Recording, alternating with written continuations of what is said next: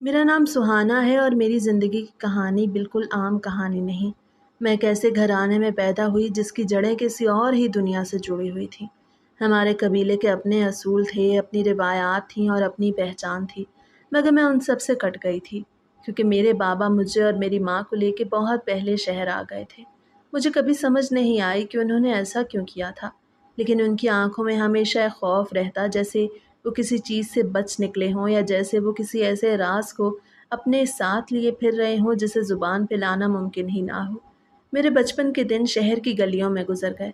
मैंने गांव की मिट्टी को छुआ भी नहीं था, बस कहानियों में ही सुना था कि वहाँ के दिन कैसे होते हैं, वहाँ के लोग कैसे जीते हैं और वहाँ का आसमान कैसा लगता है। मेरी माँ बहुत नरम दिल औरत थी, लेकिन वो अक्सर खामोश रहती थी, और जब भी गांव का जिक्र आता तो उनके चेहरे का रंग बदल जाता। मैंने कई बार पूछा कि आखिर क्या वजह है कि वो हमें कभी वापस लेके क्यों नहीं गई, लेकिन वो हमेशा बात बदल देती थी, या फिर बस इतना कह देती थी कि शुक्र करो हम वहाँ से निकल आए। मैं उस जुमले का मतलब कभी नहीं समझ सकी, लेकिन ये एक भारी बोझ की तरह मेरे दिल में बैठ जाता था। और मैं सोचती रहती थी कि आखिर मेरे अपने गांव में ऐसा क्या था जिसे देखने से उन्होंने हमेशा मुझे रोका। वक्त गुजरता गया, मेरी माँ दुनिया से रुखसत हो गई और बाबा की ज़िंदगी में अकेलापन बढ़ गया। वो बीमार रहने लगे और उनकी ख्वाहिश थी कि मेरी ज़िंदगी का कोई सहारा जल्द से जल्द मिल जाए। बाबा ने कई बार कहा कि वो अपनी आंखों से मेरा घर बसा हुआ देखना चाहते हैं। वो नहीं चाहते थे कि मैं उनकी तरह तन्हाई की मार खाऊं। इसी दौरान मेरी मुलाकात अपने कॉलेज में समीर से हुई। समीर एक ऐसा इंसान था जो देखने में भी खूबसूरत था और दिल से भी बहुत अच्छा लगता था। वो हमेशा मेरी इज्जत करता और बार बार यही कहता कि हम दोनों की कहानी शादी पे ख़त्म होनी चाहिए। मैं शुरू में ज़रा हिचकिचाई, क्योंकि मुझे डर था कि बाबा क्या कहेंगे, लेकिन फिर मैंने हिम्मत की और समीर को अपने बाबा से मिलवाया। बाबा ने पहली ही मुलाकात में कहा कि ये लड़का अच्छा है, अगर तुम्हें ये खुश रख सकता है तो मैं इसके हक में हूँ। मैंने सोचा कि बाबा ने मेरी ज़िंदगी का सबसे बड़ा बोझ खुद ही हल्का कर दिया, लेकिन किस्मत ने एक और इम्तिहान मेरे सामने रख दिया, क्योंकि बाबा अगले ही हफ्ते दुनिया से रुखसत हो गए। वो लम्हा मेरे लिए नाकाबिले बर्दाश्त था। एक तरफ मेरी ज़िंदगी की सबसे बड़ी खुशी मेरे करीब खड़ी थी, और दूसरी तरफ वो शख्स जिसने मुझे अपनी बाहों में पाला था, वो हमेशा के लिए चला गया। इस दुख के बावजूद मैंने और समीर ने शादी कर ली। हमने ये फ़ैसला किया कि हम दोनों अपनी ज़िंदगी को एक नए सफ़र के साथ शुरू करेंगे। शादी के कुछ दिन बाद समीर ने कहा कि वो मुझे अपने गांव ले जाना चाहता है, क्योंकि शादी के बाद ये ऐलान वहाँ सबके सामने करना ज़रूरी होता है और 1 महीने तक हमें वहाँ रहना होगा। फिर वो मुझे शहर वापस ले आएगा। मैंने थोड़ी देर सोचा, मगर फिर मैंने हाँ कह दी, क्योंकि शादी के शुरू के दिनों में इंसान एक दूसरे की बात मान लेता है और झगड़े बाद में शुरू होते हैं। इसके अलावा मेरे दिल में भी एक तजस्सुस था कि मैं अपने गांव को देखूं, जहां से मैं बहुत छोटी उम्र में वापस आ गई थी, लेकिन जिसे मेरी माँ ने हमेशा खौफ और नफ़रत के साथ याद किया। मेरे जहन में बार बार माँ की वो बात गूंजती रही कि शुक्र करो हम वहाँ से निकल गए थे। लेकिन मैंने फ़ैसला किया कि अब जो भी हकीकत है वो मुझे अपनी आंखों से देखनी होगी। मुझे अपने गांव को महसूस करना होगा। मुझे जानना होगा कि आखिर मेरे कबीले की असल कहानी क्या है, और वो राज क्या है जिसे मेरी माँ ने अपनी ज़िंदगी भर छुपाए रखा। जब समीर ने कहा था कि उसका गांव है, तो मेरे जहन में बस एक ही तस्वुर आया कि ज़्यादा से ज़्यादा घरों की शक्ल कच्ची पक्की होगी, बाज़ार छोटे होंगे, दुकानें कम होंगी और वहाँ की ज़िंदगी शहर जैसी चमक धमक से खाली होगी। मगर जब हम वहाँ पहुँचे तो मंजर ही कुछ और था। ये गांव आम गांव जैसा बिल्कुल भी नहीं था। यहाँ के घर एक दूसरे से बहुत फासले पे बने थे, और वो भी छोटे छोटे, ऐसे जैसे किसी ने बस ज़मीन पे बोझ हल्का करने के लिए खड़े कर दिए हों। न गलियों में वो रौनक थी, न दुकानों में वो ज़िंदगी जिन्हें देखकर इंसान को सुकून मिलता। एक आध दुकान जो नज़र आई वो भी ऐसी थी जैसे उसके पास कुछ रखने को ही ना हो। मुझे लम्हा ब लम्हा ऐसा महसूस होने लगा जैसे मैं किसी बुरा ख्वाब देख रहा हूँ। मेरा दिल कह रहा था कि यहाँ तो कुछ मिलने वाला नहीं, ये जगह मेरे लिए किसी कैद खाने से कम नहीं होगी। मैं शहर की लड़की थी, मेरे माँ बाप की इकलौती बेटी थी। मेरे नखरे उठाने वाले थे, मेरे खाने पीने का हर इंतखाब मेरे सामने रखा जाता था। मेरे नखरे उठाने वाले थे, मेरे खाने पीने का हर इंतखाब मेरे सामने रखा जाता था। कभी कोई कमी ना होती थी, और अब अचानक मैं ایسے گاؤں میں آ گئی تھی جہاں نہ سہولت تھی، نہ رونق، اور نہ ہی وہ خوشبو جس کے ساتھ میں پلی بڑھی تھی۔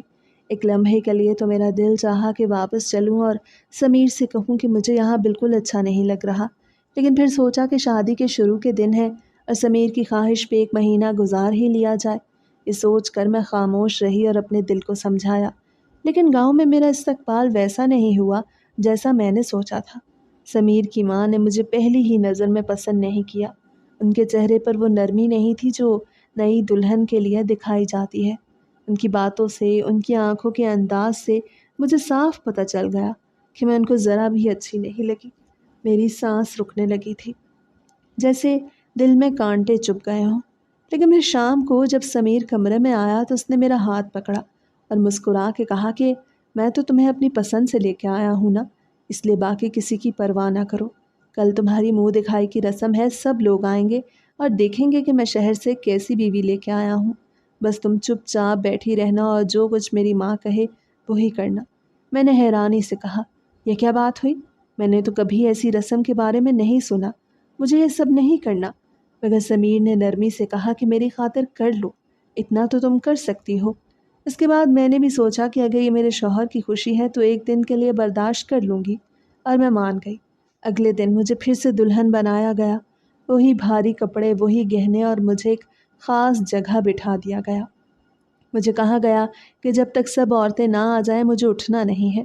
میں خاموش بیٹھی رہی اور گاؤں کی عورتیں ایک ایک کر کے آتی گئیں۔ کوئی میرے لباس پہ بات کرتی، کوئی میرا چہرہ دیکھ کے ہنستی، خوشی کا اظہار کرتی، لیکن مجھے ان کی زبان کا انداز اور الفاظ کچھ سمجھ نہ آتے تھے، جیسے وہ کسی اور ہی معنی رکھتی ہوں۔ اسی دوران ایک عورت آئی، وہ کافی دیر تک مجھے غور سے دیکھتی رہی، پھر اچانک بولی، تیری شکل تو بالکل خوشبو سے ملتی ہے۔ یہ نام سنتے ہی میرے دل کی دھڑکن رک گئی، کیونکہ خوشبو میری ماں کا نام تھا۔ میں نے چونک کے کہا، ہاں وہ میری ماں کا نام ہے، آپ کیسے جانتی ہیں انہیں؟ عورت نے بڑی حیرانی سے میری طرف دیکھا اور کہا، تیرے باپ کا کیا نام تھا؟ میں نے تھوڑا جھجک کے اپنے باپ کا نام بتایا تو وہ عورت ایک دم چونک گئی اور زور سے بولی، ارے اس کا مطلب ہے تو ہمارے ہی خاندان کی ہے، ہمارے ہی گاؤں کی ہے۔ ارد گرد کھڑی عورتوں نے بھی شور مچانا شروع کر دیا۔ وہ سب کہہ رہی تھیں کہ ہم سمیر کو باہر کی لڑکی سمجھ رہے تھے، لیکن یہ تو اسی گاؤں کی ہے۔ میرا دل بیٹھنے لگا۔ میں نے ڈرتے ڈرتے پوچھا، یہ کون سا گاؤں ہے؟ جیسے ہی نام میرے کانوں میں پڑھا میں پتھر کی طرح ساکت رہ گئی۔ یہ تو وہی گاؤں تھا جہاں سے میرے بابا اور ماں مجھے لے کے تقریباً بھاگ آئے تھے، اور جس کا ذکر ماں نے ہمیشہ نفرت اور خوف کے ساتھ کیا تھا۔ عورتوں نے مجھے گھیر کے کہا، تو اسی گاؤں کی ہے، مگر ہے بھگوڑے کی بیٹی۔ یہ سن کے میرے وجود میں آگ لگ گئی، میرے آنسو نکلنے کو تھے۔ مجھے لگا جیسے زمین میرے پیروں کے نیچے سے کھسک گئی ہے۔ میں بھاگتی ہوئی سمیر کے پاس گئی اور سب بات بتائی۔ اس نے بھی حیرانی سے مجھے دیکھا اور بولا کہ اسے بھی کبھی علم نہیں تھا کہ میں اسی گاؤں سے ہوں۔ وہ بولا کہ ہاں، ہمارے گاؤں میں کچھ عجیب رسمیں ہیں، لیکن تمہارے بارے میں یہ بات پہلی بار سن رہا ہوں۔ اس دن کے بعد میری ساس کا رویہ بالکل بدل گیا۔ وہ جو پہلے مجھے دیکھنا بھی پسند نہیں کر رہی تھیں، اب اچانک میرے ساتھ محبت سے پیش آنے لگیں۔ وہ کہنے لگی کہ چونکہ میں اس گاؤں کی ہوں اور اسی خاندان کی ہوں، اس لیے وہ مجھے قبول کرتی ہیں، لیکن ساتھ ہی وہ بار بار یہ جملہ دہراتی کہ تیرے باپ نے اچھا نہیں کیا، وہ یہاں بھگوڑے کے نام سے مشہور ہے، مگر اب وہ اس دنیا میں نہیں رہا اور تو ان کی بیٹی ہے، اب تو ہمارے بیچ رہو گی تو ہمارا خون مانا جائے گا۔ میری سمجھ میں کچھ نہیں آ رہا تھا۔ ایک طرف مجھے سکون ہوا کہ کم از کم ساس کا دل صاف ہو گیا اور وہ میرا خیال رکھنے لگی، لیکن دوسری طرف میرے دماغ میں ماں کی وہ بات بار بار گونجنے لگی کہ یہ گاؤں کوئی عام جگہ نہیں، یہ تو دوزخ ہے، یا پھر اس سے بھی بڑھ کے کوئی ایسی حقیقت جس کا سامنا میں اب کرنے والی ہوں۔ نئی نئی شادی کا وقت تھا، دل میں خوشی بھی تھی اور خواب بھی تھے، ہر دن نیا لگتا تھا۔ سسرال کے لوگ بھی شروع میں بہت خیال رکھتے تھے، میری ساس پیار سے بات کرتی تھیں اور سمیر تو ہر وقت میری طرف توجہ دیتا۔ اس کی محبت مجھے یہ یقین دلا رہی تھی کہ شاید میری زندگی واقعی اچھی ہو جائے گی۔ صبح ہوئی تو میری آنکھ کچھ بوجھل سی کھلی۔ میں نے محسوس کیا کہ جسم میں تھکن ہے، خاص طور پر ٹانگوں میں درد ہے۔ میں نے یہ بات اپنی ساس کو بتائی تو وہ ایک دم ہنسنے لگی۔ ان کی ہنسی مجھے عجیب سی لگی۔ انہوں نے کہا، بس ایک سمیر ہی ہے اور تمہاری ٹانگوں میں درد ہو گیا؟ یہ سن کے میں کچھ دیر حیران رہ گئی۔ میں نے سوچا کہ کیا مطلب ہوا، ایک سمیر ہی ہے تو سمیر ہی ہونا تھا، اور کون ہونا تھا؟ میں نے سیدھے لفظوں میں پوچھ بھی لیا کہ آپ کا کیا مطلب؟ تو وہ پھر ہنسنے لگی۔ کمرے میں 2-3 عورتیں اور بھی بیٹھی تھیں۔ ایک تو مجھے نوکرانی سی لگی، دوسری شاید کوئی رشتہ دار تھی۔ وہ سب بھی ہنسنے لگی اور ایک نے کہا، شکر کرو سمیر کا کوئی بھائی نہیں۔ میں نے اور زیادہ حیرت سے ان کی طرف دیکھا اور کہا کہ کیا مطلب ہوا؟ بھائی سے اس کا کیا تعلق ہے؟ میری بات سنتے ہی وہ عورت کہنے لگی کہ تیری ماں نے تجھے کچھ نہیں بتایا؟ یہ سن کے میرے دل میں ایک دھچکا سا لگا، کیونکہ وہ عورت جیسے میرے دل کے اندر جھانک کے بات کر رہی تھی۔ میں نے جواب دیا، نہیں، ماں نے مجھے ایسی کوئی بات کبھی نہیں بتائی۔ انہوں نے ہمیشہ مجھے پڑھائی میں لگائے رکھا اور میرے سوالوں کو ٹال دیا۔ میری ساس نے یہ سن کے گہری نظر مجھ پہ ڈالی، کہنے لگی، ہاں یہ بات تو واضح ہے، پڑھائی تم نے جو ان سے کی ہے وہ نظر آتی ہے۔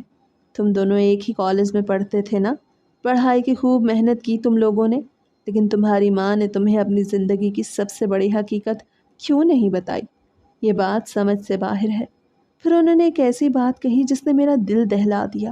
وہ بولی، تمہاری ماں بھی تو اسی لیے یہاں سے بھاگی تھی کیونکہ اس کے 3 دیور تھے۔ میں سکتے میں آ گئی، میری سانسیں رک گئیں، میرے ذہن میں جیسے اندھیرا چھا گیا۔ میں نے سوچا یہ کیا کہہ رہی ہیں؟ میری ماں کے 3 دیور کیسے ہو سکتے تھے؟ اور اگر تھے تو ان کی وجہ سے وہ یہاں سے کیوں بھاگی ہوں گی؟ میرے دل نے کہا کہ یہ عورتیں مجھے پریشان کرنے کے لیے جھوٹ بول رہی ہیں، لیکن پھر ایک لمحے کو یاد آیا کہ میری ماں نے کبھی بھی گاؤں کے بارے میں صاف الفاظ میں کچھ نہیں کہا تھا، ہمیشہ ٹال دیتی تھیں اور بس یہی کہتی تھی کہ شکر کرو وہاں سے نکل گئے تھے۔ میں یہ سب سن کے خاموش نہ رہ سکی اور غصے سے کمرے میں واپس آ گئی۔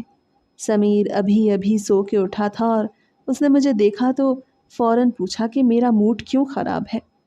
میں نے غصے میں کہا کہ تمہاری ماں اور یہ عورتیں ہزار ہزار باتیں سنا رہی ہیں، میں نے تو بس کہا تھا کہ میری ٹانگوں میں درد ہے، اور تمہاری ماں کہتی کہ ایک سمیر ہی برداشت نہیں ہوا، تو اور کیا مطلب ہے اس بات کا؟ سمیر نے میرا ہاتھ تھاما اور پیار سے کہا، دیکھو غصہ نہ کرو، میں تمہیں سب سمجھاتا ہوں، تمہیں ڈرنے کی ضرورت نہیں۔ پھر اس نے بڑی سنجیدگی سے کہا، تمہارے ماں باپ اسی گاؤں کے تھے نا، تو تمہیں یہ بات معلوم ہونی چاہیے کہ اس گاؤں کی اپنی رسمیں ہیں۔ یہاں جو بھی لڑکی بیاہ کے آتی ہے وہ صرف ایک آدمی کی بیوی نہیں ہوتی۔ اگر کسی گھر میں 4 بیٹے ہوں اور شادی صرف ایک ہی ہو تو وہ دلہن چاروں کی بیوی سمجھی جاتی ہے، اور اگر ان میں سے کوئی اور الگ شادی بھی کرے تو پھر بھی وہ عورت سب کے ساتھ مشترکہ ہوتی ہے۔ یہ رسم ہماری زمین کی پرانی روایت ہے، تمہیں شاید عجیب لگے مگر یہاں کے لوگوں کے نزدیک یہ نارمل ہے۔ میری جان ہی نکل گئی۔ میں نے لرزتی آواز میں کہا، یہ کیسے ہو سکتا ہے؟ یہ کیسی رسم ہے؟ کوئی عورت کیسے یہ سب کر سکتی ہے؟ سمیر نے میری آنکھوں میں دیکھ کے کہا، تم پریشان نہ ہو، کیونکہ میرا کوئی بھائی نہیں، اس لیے تم صرف میری بیوی ہو، ورنہ اگر میرے بھائی ہوتے تو تمہیں شاید یہ سب کرنا پڑتا۔ میں اس کی بات سن کے سکتے میں رہ گئی اور میرے اندر جیسے ایک آگ جلنے لگی۔ پھر بھی میں نے سوال کیا کہ اگر تمہارے بھائی ہوتے تو کیا واقعی تم مجھے یہ سب کرنے پہ مجبور کرتے؟ سمیر نے فوراً کہا، میں ایسا کبھی نہیں کرتا، میں کبھی تمہیں ایسا نہیں کرنے دیتا۔ اس کے الفاظ سن کے میرے دل کو کچھ تسلی ملی، لیکن اندر سے میرا وجود کانپ رہا تھا۔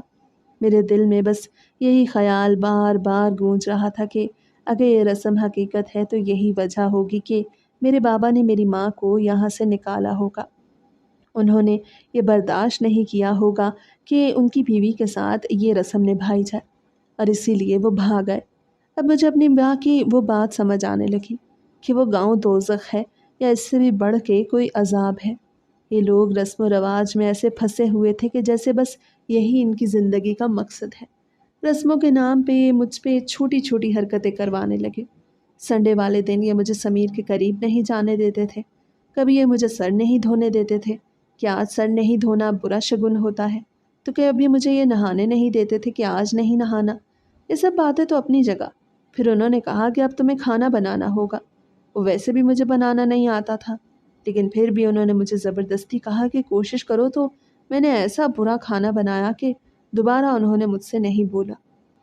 سمیر نے کہا کہ 1 مہینہ رکیں گے یہاں پہ، لیکن 1.5 مہینہ ہو گیا تھا۔ میں نے کہا کہ اب واپس چلتے ہیں۔ وہ کہتا کہ ہاں ٹھیک ہے، چلتے ہیں چلتے ہیں۔ مجھے دن بدن یہ احساس ہونے لگا کہ سمیر کی نیت شاید یہی ہے کہ وہ مجھے ساری زندگی اسی گاؤں میں قید کر کے رکھے، کیونکہ میں نے محسوس کیا کہ جب تک وہ پڑھائی کر رہا تھا تو شہر میں ہاسٹل میں رہنا اس کے لیے ممکن تھا۔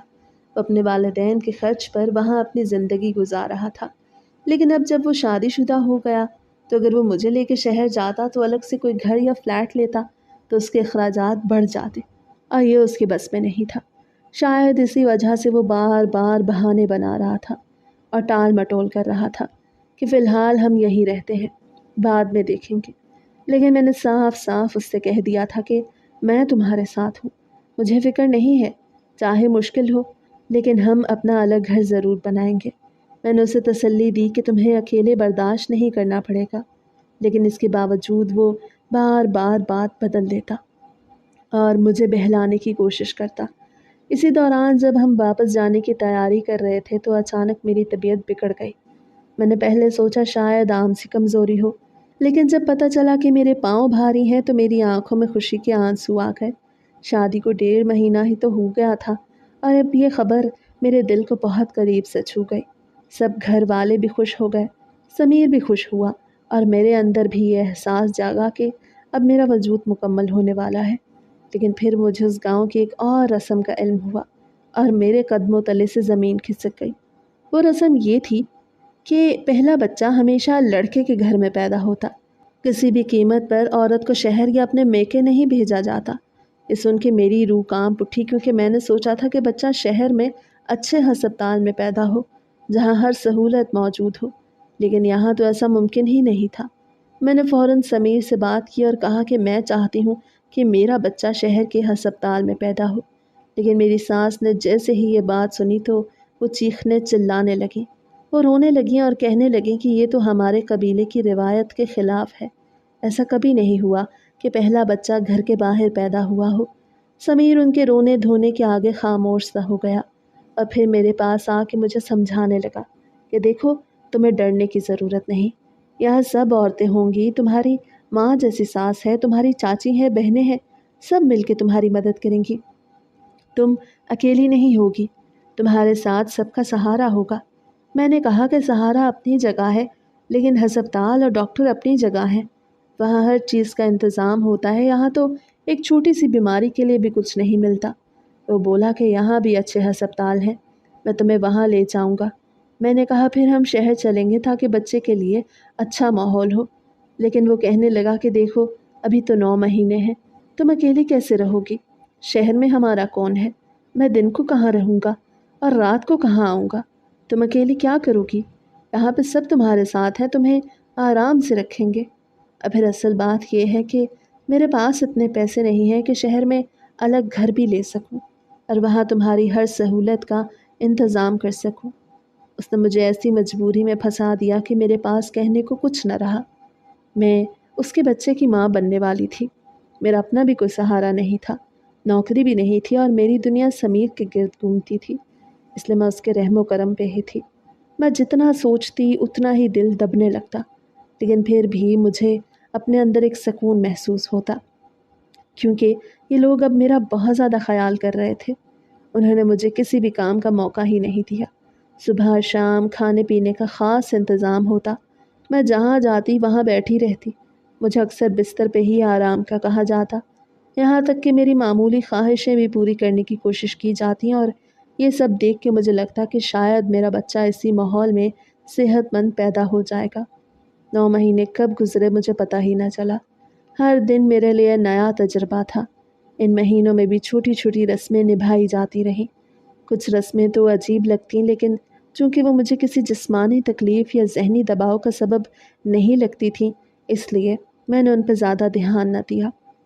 کبھی کوئی عورت میرے پیٹ پہ کوئی خاص دعا پڑھتی اور ہاتھ پھیرتی، کبھی مجھے کسی خاص کمرے میں بیٹھنے کو کہا جاتا، کبھی کچھ کھانے پینے پہ روک ٹوک ہوتی، لیکن ان سب باتوں سے مجھے کوئی بڑی تکلیف نہ ہوئی، بلکہ یوں لگا جیسے سب لوگ واقعی میرے آنے والے بچے کو خوش آمدید کہنے کی تیاری کر رہے ہیں۔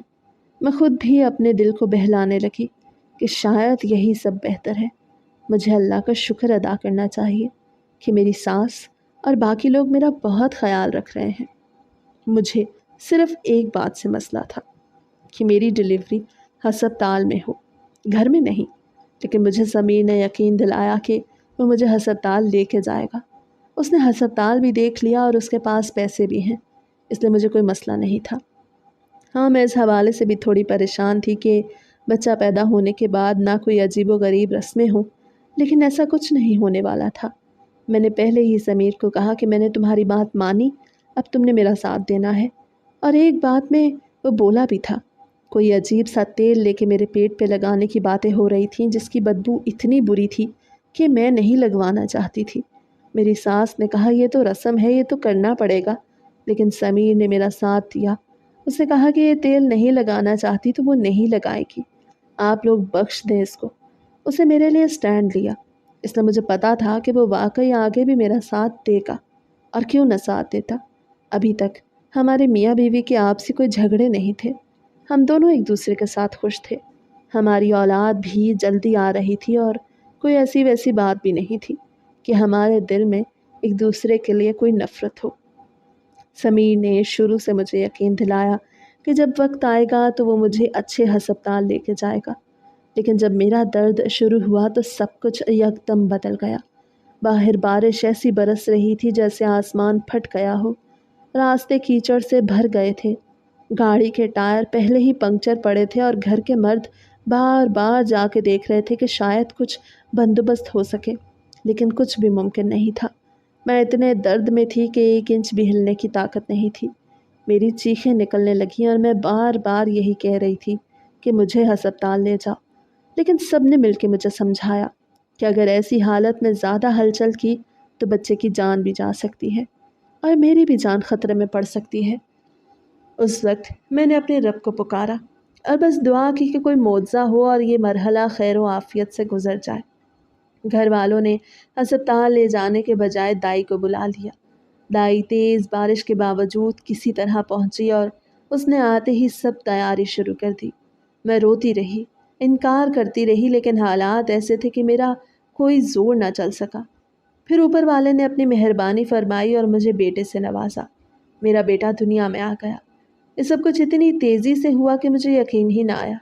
شاید 15-20 منٹ ہی لگے ہوں گے۔ نارمل ڈلیوری ہوئی، اس لیے میری طبیعت بھی زیادہ نہیں بگڑی اور میں ہوش و حواس میں تھی۔ میں اپنے بچے کی پہلی آواز سن کے جیسے زندہ ہو گئی اور سارے دکھ بھول گئے۔ ابھی میں بستر پہ لیٹی ہی تھی کہ بچہ نہلانے کے لیے اندر لے جایا گیا۔ اسی دوران دائی نے اچانک ایک ایسی بات کر دی جسے سن کے میری روح کانپ اٹھی۔ وہ مجھ سے بولی، بتا دو نال ابھی کھاؤ گی یا بعد میں؟ میں حیران رہ گئی۔ میں نے کہا کون سی نال؟ کیا مطلب ہے؟ مجھے لگا شاید وہ کسی کھانے پینے کی چیز کا ذکر کر رہی ہے جو عموماً زچگی کے بعد عورت کو طاقت دینے کے لیے دی جاتی ہے، لیکن اس نے ہاتھ کے اشارے سے میری نظریں اس طرف کر دیں جہاں پہ ایک لال لوتھڑا سا گوشت پڑا تھا، وہی جو بچے کے ساتھ باہر آتا ہے، جسے ہم پلاسینٹا کہتے ہیں۔ میں نے چیخنے کے انداز میں کہا، یہ تو کوئی کھا نہیں سکتا۔ تو وہ عورت حیرانی سے مجھے دیکھنے لگی اور بولی کہ یہ کیسی لڑکی ہے، کہاں سے پکڑ کے لائے ہو اسے، جو اپنی ماں کی رسم کو بھی نہیں جانتی؟ میری سانس رک گئی، میرا دم گھٹنے لگا، مجھے لگا جیسے میرا دل سینے سے باہر آ رہا ہے۔ میں نے لرزتی آواز میں کہا، یہ کون کھاتا ہے؟ تو وہ بولی کہ یہ یہاں کا دستور ہے، یہ یہاں کی عورتیں کھاتی ہیں، اور اب مجھے بتا کہ تو ابھی کھائے گی یا بعد میں؟ میری آنکھوں کے سامنے اندھیرا چھا گیا۔ میں نے صاف انکار کر دیا اور کہا یہ کبھی ممکن نہیں، میں نے کبھی ایسا نہیں سنا اور نہ کبھی ایسا کر سکتی ہوں۔ وہ عورت حیران رہ گئی اور میری طرف تیکھی نظروں سے دیکھتی رہی، جیسے میں نے کوئی بہت بڑے گناہ کی بات کہہ دی ہو۔ میری ساس بھی وہیں کھڑی تھی، وہ فوراً بیچ میں آئی اور بولی، تمہیں اپنے کام سے کام رکھنا ہوگا، ابھی اس کو نہ کچھ کہو، شاپر میں ڈال کے اس کو فریج میں رکھ دو، بعد میں دیکھیں گے کیا کرنا ہے۔ میری روح کانپ رہی تھی جب میں نے اپنی آنکھوں سے دیکھا کہ وہ گوشت کا لوتھڑا ایک شاپر میں ڈال کے فریج میں رکھ دیا گیا۔ میرے دل میں ہزار سوال اٹھے کہ آخر یہ سب کیوں ہے، یہ رسم کس قدر خوفناک ہے۔ میں سوچتی رہی کہ اگر میری ماں نے یہ سب مجھے پہلے بتا دیا ہوتا تو شاید میں اس گاؤں میں قدم ہی نہ رکھتی، لیکن اب میں ایک ماں بن چکی تھی۔ میرے بیٹے کی صورت نے مجھے کچھ ہمت دی اور میں نے اپنے دل کو سمجھایا کہ میں کمزور نہیں ہوں گی، میں اپنے بچے کے لیے لڑوں گی، چاہے رسم و رواج کیسے بھی کیوں نہ ہو۔ اگلے دنوں میں میری ساس نے واقعی میرا بہت خیال رکھا۔ بچے کی پرورش کا سارا بوجھ انہوں نے اپنے کندھوں پہ لے لیا۔ وہ مجھے کچھ کرنے ہی نہ دیتی، ہر وقت میرے آس پاس رہتی۔ یہ سچ ہے کہ انہوں نے میری خدمت میں کوئی کمی نہ چھوڑی۔ لیکن جیسے ہی 3 دن گزرے تو اچانک گاؤں میں پھر سے شور مچنے لگا کہ اب ایک اور رسم ادا کرنی ہے۔ میرے کان سن رہ گئے، کیونکہ مجھے محسوس ہوا کہ یہ رسم بھی کچھ ایسی ہی ہوگی جسے سن کے میرا دل دہل جائے گا۔ میری طبیعت ابھی بھی پوری طرح سے سنبھلی نہیں تھی، لیکن میرے کانوں میں باہر سے آنے والی آوازیں اور زیادہ تیز ہوتی جا رہی تھی۔ میری سانس زور زور سے بول رہی تھی کہ یہ رسم بہت ضروری ہے۔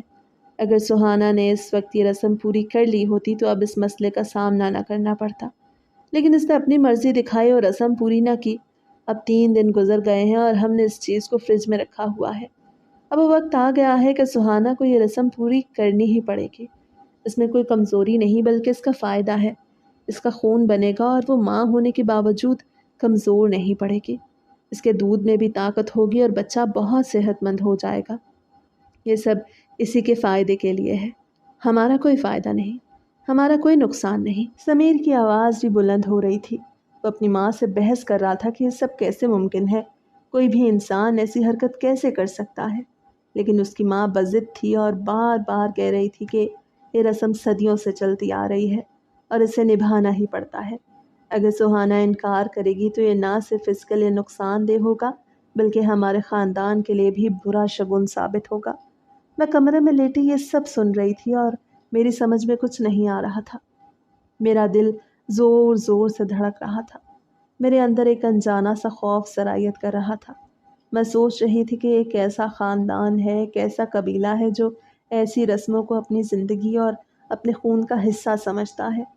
میں نے کبھی خواب میں بھی نہیں سوچا تھا کہ شادی کے بعد میری زندگی مجھے اس دلدل میں گھسیٹ کے لے آئے گی۔ میں سمیر سے محبت کرتی تھی اور سمیر پہ اندھا یقین کر کے اس کے ساتھ یہاں آئی تھی، لیکن اب یہ سب سن کے مجھے لگ رہا تھا کہ میرا یقین ایک بہت بڑی غلطی میں بدل گیا ہے۔ تھوڑی دیر بعد ہمیشہ کے لیے دروازہ کھلا اور سمیر اندر آیا۔ اس کا چہرہ تھکا ہوا اور بوجھل نظر آ رہا تھا، جیسے وہ بار بار اپنی ماں اور بیوی کے درمیان پھنسا ہو۔ وہ میرے پاس آ کے بیٹھ گیا اور آہستہ آواز میں بولا، سہانا، بات یہ ہے کہ تمہیں یاد ہے جب دائی نے کہا تھا کہ وہ چیز کھانی ہے اور تم نے انکار کر دیا تھا؟ تو اصل میں وہ رسم بہت ضروری تھی۔ وہی رسم ہے جو ہماری نسلوں میں چلتی آئی ہے اور جس کے بغیر عورت کو اچھی ماں نہیں مانا جاتا۔ تم نے انکار کیا، سب کو برا لگا، لیکن انہوں نے اسے ضائع نہیں کیا، اسے فریج میں رکھ دیا۔ اب بھی وقت ہے، تم چاہو تو بس تھوڑا سا کھا لو، رسم پوری ہو جائے گی اور سب خوش ہو جائیں گے۔ میں حیرت زدہ رہ گئی۔ میرا دل چاہا وہیں چیخ ماروں اور سمیر کے منہ پہ ہاتھ مار دوں۔ میں نے غصے اور حیرت میں کہا، میں پاگل ہوں جو میں یہ سب کروں؟ میں کوئی جانور نہیں ہوں کہ گوشت کے اس لوتھڑے کو کھاؤں جو بچے کے ساتھ نکلا۔ یہ کوئی کھانے کی چیز ہے کیا؟ یہ کوئی صحت بڑھانے والی دوا ہے؟ یہ سب بے وقوفی ہے اور گندگی ہے۔ تو مجھے کس امتحان میں ڈال رہے ہو؟ سمیر نے مجھے دیکھ کے سنجیدگی سے کہا، سہانا، میں جانتا ہوں تمہارے لیے یہ بات عجیب ہے، لیکن میں نے بھی یہی سنا ہے کہ دنیا میں بڑے بڑے لوگ یہ سب کرتے ہیں۔ خون بڑھانے کے لیے دوائیوں میں بھی اس کا استعمال ہوتا ہے۔ یہ کوئی افواہ نہیں، یہ حقیقت ہے۔ اگر تم تھوڑا سا کھا لو گی تو کچھ نہیں ہوگا، بلکہ تمہیں طاقت ملے گی۔ میں نے تلخی سے جواب دیا، یہ سب جھوٹ ہے، میں نے کبھی کسی کتاب میں نہیں پڑھا، کبھی کسی ڈاکٹر سے نہیں سنا، یہ سب بس تمہارے قبیلے کی رسمیں ہیں جو تم لوگوں کو پاگل پن کی طرف لے جا رہی ہیں۔ تم مجھے یہ سب کرنے پہ مجبور نہیں کر سکتے، میں نہیں کروں گی، کبھی بھی نہیں کروں گی۔ وہ بولا، سہانا، میری ماں کہہ رہی ہے کہ بڑے بڑے ہالی ووڈ کے سٹارز نے بھی یہ سب کیا ہے، وہ اپنی صحت کے لیے یہ رسم نبھاتے ہیں، ان کے بچے بہت طاقتور ہوتے ہیں اور وہ خود بھی بہت تندرست رہتے ہیں، تو اگر ہم بھی یہ رسم نبھاتے ہیں تو اس میں کیا برا ہے؟ یہ ہماری روایت بھی ہے اور تمہارے لیے فائدہ بھی ہے۔ میں نے تلخی سے کہا، میں ہالی ووڈ کی سٹار نہیں ہوں، نہ میں نے کبھی ایسا بننے کا خواب دیکھا ہے۔ میں ایک عام انسان ہوں، میں اپنی عزت اور اپنی فطرت کے ساتھ جینا چاہتی ہوں، میں ایسا گھناؤنا کام نہیں کر سکتی۔ میں کسی حال میں یہ رسم پوری نہیں کروں گی۔ سمیر کے چہرے پہ غصہ ابھر آیا۔ اس نے کہا سہانا یہ بات اتنی آسان نہیں، تم جانتی ہو ہم کب کے شہر واپس جانے والے تھے، لیکن حالات کی وجہ سے ہم یہاں پھنس گئے۔ اب 2 سال گزر گئے ہیں اور تمہاری ہر ضد کے باوجود میری ماں تمہارا خیال رکھ رہی ہے، سب تمہارے ساتھ اچھا سلوک کر رہے ہیں۔ اگر اب تم یہ چھوٹی سی رسم پوری نہیں کرو گی تو ماں کو بہت برا لگے گا اور خاندان میں بھی بدنامی ہوگی۔ میں نے اسے کاٹتے ہوئے کہا تمہاری ماں کو برا نہ لگے اس کے لیے میں نے کیا کچھ نہیں کیا۔ یہاں 2 سال گزار دیے، اپنی مرضی کی زندگی چھوڑ دی، اپنے خواب چھوڑ دیے، اپنی آزادی چھوڑ دی، لیکن اب اور نہیں۔ اگر تم نے مجھے مجبور کیا تو یاد رکھو میں اپنا بچہ اٹھا کے یہاں سے خود ہی چلی جاؤں گی۔ تم چاہو یا نہ چاہو میں شہر واپس جاؤں گی، کیونکہ اب میرا صبر ختم ہو رہا ہے۔ میرے اور سمیر کے درمیان بہت بڑا جھگڑا ہو گیا۔ میری آواز بلند ہو گئی اور آنکھوں میں آنسو آ گئے۔ میں نے پہلی بار اس گھر کی دیواروں کو اپنی چیخ کی گونج سنائی۔ میں اپنے دل کی بھڑاس نکال رہی تھی جو 2 سال سے میرے اندر دب کے بیٹھ گئی تھی۔ میں نے سمیر سے کہا تم نے کہا تھا شادی کے بعد ہم صرف 1 مہینے کے لیے گاؤں آئیں گے، لیکن آج 2 سال ہو گئے ہیں۔ تم نے ہر بار مجھے بہلا دیا، کبھی کہا حالات بہتر ہو جائیں، کبھی کہا ماں ناراض ہے، کبھی کہا پیسے نہیں ہیں، لیکن اب میں جانتی ہوں کہ یہ سب جھوٹ تھا۔ تم مجھے ہمیشہ کے لیے یہی رکھنا چاہتے ہو تاکہ میں بھی تمہاری ماں کی طرح انہی رسموں اور انہی اندھی روایات کی قیدی بن جاؤں، لیکن میں ایسا نہیں ہونے دوں گی۔ میرے الفاظ سن کے سمیر بھی بھڑک اٹھا۔ وہ بولا سہانا تم یہ سب کہہ رہی ہو، لیکن سچ یہ ہے کہ تم میرے ساتھ شادی کر کے خود یہاں آئی۔ تمہیں پتہ تھا کہ ہمارا قبیلہ رسموں کو مانتا ہے۔ اگر اب تم انکار کرو گی تو یہ ہماری توہین ہوگی، اور تم یہ نہ بھولو تم اکیلی ہو، تمہارے پاس کوئی سہارا نہیں، تمہارے والدین نہیں، تمہیں کوئی بچانے نہیں آئے گا، تم میرے رحم و کرم پہ ہو۔ میں نے اس کی آنکھوں میں آنکھیں ڈال کے کہا سمیر میں اکیلی ضرور ہوں لیکن کمزور نہیں ہوں۔ میں ماں بن چکی ہوں اور ماں بننے کے بعد عورت کے اندر ایک نیا حوصلہ جنم لیتا ہے۔ اب مجھے تمہارے رحم و کرم پر رہنے کی ضرورت نہیں۔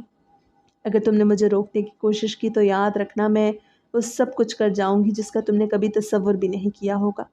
یہ کہہ کے میں نے اپنے بیٹے کو گود میں لیا اور آنسو پونچھتے ہوئے فیصلہ کیا کہ اب میں اس قید سے باہر نکلوں گی، چاہے اس کے لیے مجھے کسی طوفان کا سامنا ہی کیوں نہ کرنا پڑے۔ چھوٹے سے بچے کو لے کے گھر سے جانا، وہ بھی میری ایسی حالت میں، اور پھر اکیلے سب کچھ کرنا، سمیر سے دور رہنا، یہ سب میرے لیے بہت مشکل تھا۔ لیکن یہاں پہ رہتی تو یہ لوگ مجھ سے نہ جانے کیسی کیسی پاگلوں والی حرکتیں کرواتے۔ اس لیے میں نے سوچ لیا کہ اگر میری بات نہیں مانی تو میں چلی جاؤں گی یہاں سے۔ پھر دل میں یہ ڈر بھی تھا کہ کیسے سب کچھ ہوگا۔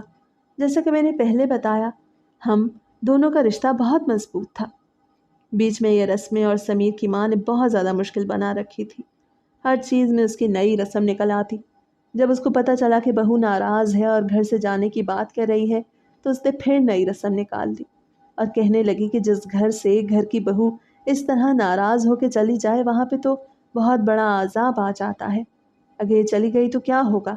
آج مجھے بھی غصہ آ گیا اور میں باہر نکل کے بولی کہ اپنی بہو کو اتنا زیادہ آپ لوگوں نے ذلیل کر رکھا ہے کہ وہ یہاں سے نکل کے باہر ہی جائے، اور پھر کہتے ہیں کہ یہ بھی رسم ہے کہ بھاگ جائے گی تو کچھ ہو جائے گا۔ ہر بات پہ رسم، ہر سانس پہ رسم رسم رسم، میں تو پاگل ہو گئی ہوں۔ میں نے اپنے دل کی پوری بھڑاس نکالی۔ میرے دل میں جو کچھ تھا میں نے بول دیا کہ تم لوگ میرے ماں باپ کو بھگوڑا کہتے ہو، لیکن اسی لیے وہ یہاں سے بھاگے تھے۔ اچھا کیا انہوں نے کہ وہ یہاں سے چلے گئے، نہیں تو وہ بھی رسموں میں پڑھ کے پاگل ہو جاتے۔ اینڈ پہ میری ساس نے جب میری ساری بات سن لی تو کہنے لگی اگر بہو گھر میں اپنی ساس کے ساتھ اس طرح سے بولے تو یہ بھی اچھی رسم نہیں۔ میں نے تو اپنا سر پکڑ لیا۔ میں نے سمیر کو سیدھا کہہ دیا کہ یا تو مجھے لے کے یہاں سے نکلو یا میں ابھی 1 گھنٹے کے اندر جا رہی ہوں۔ میں نے سامان پیک کرنا شروع کر دیا تو وہ بھی حیران و پریشان رہ گیا۔ اب وہ کسی کو بھی کچھ نہیں سمجھا سکتا تھا۔ ماں کو تو پہلے ہی سمجھانے کی کوشش کر رہا تھا اور میں اب بالکل بھی سمجھنے کے موڈ میں نہیں تھی، جبکہ ابھی تک میں اس کی ہر بات سمجھتی آئی تھی۔ جب میں نے غصے سے کہا تو سمیر نے میری بات سمجھ لیا اور اس نے کہا اب میری بات غور سے سنو، ہمیں یہاں سے بھاگنا ہوگا۔ میں نے چونک کے کہا کیا مطلب بھاگنا؟ اس نے میرے دونوں ہاتھ پکڑ کے کہا ہاں سہانا، ہمیں یہاں سے نکلنا ہوگا، یہ لوگ ہمیں کبھی نہیں جانے دیں گے، یہ لوگ رسموں کے نام پہ ہمیں قید کر لیں گے، اور اگر ہم نے انہیں صاف بتا دیا کہ ہم کہاں جا رہے ہیں تو یہ ہمارے پیچھے بھی پڑ جائیں گے۔ میں نے کہا، یہ کیا بات ہوئی؟ تم اتنی بڑی بات کیسے کہہ رہے ہو؟ اس نے ایک گہری سانس لی اور بولا، ہاں سہانا، اسی لیے تمہارے ماں باپ بھی یہاں سے بھاگے تھے۔ میں نے سمیر کو شک کی نظر سے دیکھا۔ مجھے لگا شاید وہ مجھے ڈرانے کے لیے یہ سب کہہ رہا ہے، لیکن جب میں نے اس کی آنکھوں میں دیکھا تو وہاں صرف سچائی تھی۔ اس نے کہا، میں تم سے بہت محبت کرتا ہوں اور اپنے بیٹے سے بھی۔ میں تمہارے بغیر تو نہیں رہ سکتا، مگر تم یہاں کبھی خوش نہیں رہ سکو گی۔ میں نے تو پہلے تمہیں لا کے یہاں بہت بڑی غلطی کی، مگر اب میں یہ غلطی نہیں دہرانا چاہتا۔ میں نے کہا کہ لیکن یہاں سے نکلنے کا مطلب ہے کہ سب کچھ چھوڑنا پڑے گا۔ اس نے کہا، ہاں سہانا، سب چھوڑنا پڑے گا، لیکن اگر ہم ایک ساتھ ہیں تو ہم کچھ بھی شروع کر سکتے ہیں۔ میں نے اس لمحے محسوس کیا کہ واقعی سمیر کتنا بڑا قدم اٹھانے کو تیار ہے۔ میرے دل میں ایک عجیب سا سکون اترنے لگا کہ وہ میری بات سمجھ رہا ہے اور مجھے بچانے کے لیے سب کچھ کرنے پہ راضی ہے۔ اسے کہا کہ تم ایک کام کرو، اپنا سارا سامان پیک کر کے ایک طرف رکھ دو۔ میں چوری چوری رات کو سامان اسٹیشن پہ چھوڑ آؤں گا، وہاں میں اسٹیشن ماسٹر کے پاس رکھوا دوں گا اور ٹکٹ بھی بک کروا لوں گا۔ پھر ہم ایک بہانہ کریں گے کہ بیٹے کی طبیعت خراب ہے اور ہمیں ہسپتال لے جانا ہے۔ اسی بہانے سے ہم نکل جائیں گے اور ٹرین میں بیٹھ کے یہاں سے دور چلے جائیں گے۔ میں نے تھوڑا سوچا لیکن پھر سر ہلا دیا اور کہا، ٹھیک ہے۔ اس نے کہا، سہانا، ایک اور کام کرنا ہوگا، تمہیں گھر والوں کے ساتھ ایسے ہی رہنا ہے جیسے کچھ ہوا ہی نہیں۔ رات کو ماں سے جا کے معافی مانگ لینا اور کہنا تم رسم نبھانے کو تیار ہو۔ اس سے ان کے دل کو تھوڑا سکون ملے گا اور وہ شک بھی نہیں کریں گی۔ میں نے کہا، ٹھیک ہے، لیکن میں یہ بھی کہہ دوں گی کہ یہ رسم صبح کروں گی تاکہ ہمارے پاس وقت ہو۔ میں نے ایسا ہی کیا۔ رات کو جا کے میں اپنی ساس کے پاس بیٹھی اور کہا، امی، میں رسم کے لیے تیار ہوں، لیکن میں چاہتی ہوں کہ یہ صبح ہو، دن کی روشنی میں۔ انہوں نے خوشی خوشی کہا، بالکل بیٹی، صبح کر لینا۔ اس کے بعد میں اپنے کمرے میں آ گئی اور سمیر نے مجھے اشارہ دیا کہ سب کچھ تیار ہے۔ رات کے اندھیرے میں وہ آہستہ آہستہ گھر سے نکلا اور سامان جا کے اسٹیشن پہ رکھوا دیا۔ ٹکٹ بھی خرید لیا اور مجھے آ کے بتایا کہ سب تیاری مکمل ہے۔ اس رات میں نے پہلی بار اپنے کمرے کی کھڑکی سے آسمان کی طرف دیکھا۔ مجھے لگا چاند مجھے راستہ دکھا رہا ہے۔ میرے دل میں عجیب سا حوصلہ پیدا ہوا۔ صبح ہم نے بہانہ بنایا کہ بچہ بیمار ہے اور ہمیں ڈاکٹر کے پاس جانا ہوگا۔ سب نے سوچا کہ یہ عام بات ہے کیونکہ نوزائیدہ بچوں کو اکثر بخار یا کمزوری ہو جاتی ہے۔ میں نے اپنے بیٹے کو چادر میں لپیٹا اور دل ہی دل میں دعا مانگتی رہی کہ ہمارا یہ سفر کامیاب ہو جائے۔ ہم دونوں نے کسی سے زیادہ بات نہیں کی اور سیدھا گھر سے نکل گئے۔ راستے میں نے سمیر کا ہاتھ تھاما ہوا تھا۔ مجھے لگ رہا تھا کہ ہم کوئی بڑی جنگ لڑنے جا رہے ہیں۔ ہم سیدھے اسٹیشن پہ پہنچے۔ وہاں پہلے سے ہمارا سامان رکھا تھا۔ ہم نے جلدی جلدی وہ سب اٹھایا اور ٹرین کا انتظار کرنے لگے۔ دل کی دھڑکن تیز ہو رہی تھی۔ میں نے بار بار پیچھے مڑ کے دیکھا کہ کہیں کوئی ہمارا پیچھا تو نہیں کر رہا، لیکن خوش قسمتی سے ایسا کچھ نہیں ہوا۔ ٹرین آئی اور ہم اس میں بیٹھ گئے۔ جب ٹرین نے اسٹیشن چھوڑا تو میں نے لمبی سانس لی۔ مجھے لگا جیسے برسوں کے قید کے بعد آزادی ملی ہو۔ میں نے کھڑکی سے باہر دیکھا۔ گاؤں کے وہ کھیت، وہ پہاڑیاں، وہ درخت، سب پیچھے چھوٹ رہے تھے۔ میں نے اپنے دل میں کہا کہ اب کبھی اس طرف واپس نہیں دیکھوں گی۔ میرے ماں باپ نے جو فیصلہ لیا تھا وہ بالکل ٹھیک تھا، اور اب میں نے بھی وہی قدم اٹھا لیا تھا۔ میرے بیٹے کی آنکھیں بند تھیں اور وہ سکون سے میری گود میں سو رہا تھا۔ میں نے اس کے ننھے سے ماتھے پہ پیار کیا اور دل ہی دل میں کہا کہ بیٹا، اب ہم ایک نئی زندگی شروع کریں گے۔ جب ہم شہر پہنچے تو سب کچھ بالکل نیا لگ رہا تھا۔ یہاں شور تھا، گاڑیاں تھیں، لوگ تھے، لیکن ان سب میں آزادی تھی۔ ہم نے ایک چھوٹا سا فلیٹ لیا۔ سامان زیادہ نہیں تھا لیکن دل میں سکون تھا۔ میں نے سمیر کو دیکھا اور کہا کہ اب ہم نے جو فیصلہ کیا ہے وہی ہماری اصل زندگی ہے۔ کچھ دن مشکل تھے، ہمارے پاس پیسے کم تھے، لیکن سمیر محنت کرنے لگا۔ وہ صبح سویرے نکلتا اور شام تک کام ڈھونڈتا۔ ایک دن وہ خوشی خوشی گھر آیا اور کہا، سہانا، مجھے نوکری مل گئی۔ وہ نوکری بہت اچھی تھی اور تنخواہ بھی ٹھیک تھی۔ میں نے اس لمحے شکر ادا کیا کہ اللہ نے ہمیں بچا بھی لیا اور ہمیں نئی راہ بھی دکھائی۔ آہستہ آہستہ زندگی سنورنے لگی۔ ہمارا گھر سادہ تھا لیکن اس میں محبت بھری تھی۔ میں نے اپنے بیٹے کی پرورش میں دل لگا دیا۔ وہ دن بدن بڑا ہوتا گیا اور ہر دن مجھے یاد دلاتا کہ میں نے کتنا بڑا قدم اٹھایا تھا۔ سمیر ہمیشہ کہتا کہ اگر تم نہ ہوتی تو شاید میں کبھی ہمت نہ کر پاتا۔ میں کہتی کہ اگر تم نہ ہوتے تو میں کبھی بچ نہ پاتی۔ اب جب میں پیچھے مڑ کے دیکھتی ہوں تو لگتا ہے کہ وہ سب ایک خواب تھا۔ وہ گاؤں، وہ رسمیں، وہ خوف، سب پیچھے رہ گئے۔ اب میرے پاس صرف حقیقت ہے، ایک چھوٹا سا گھر، ایک محبت بھرا شوہر اور ایک معصوم بیٹا۔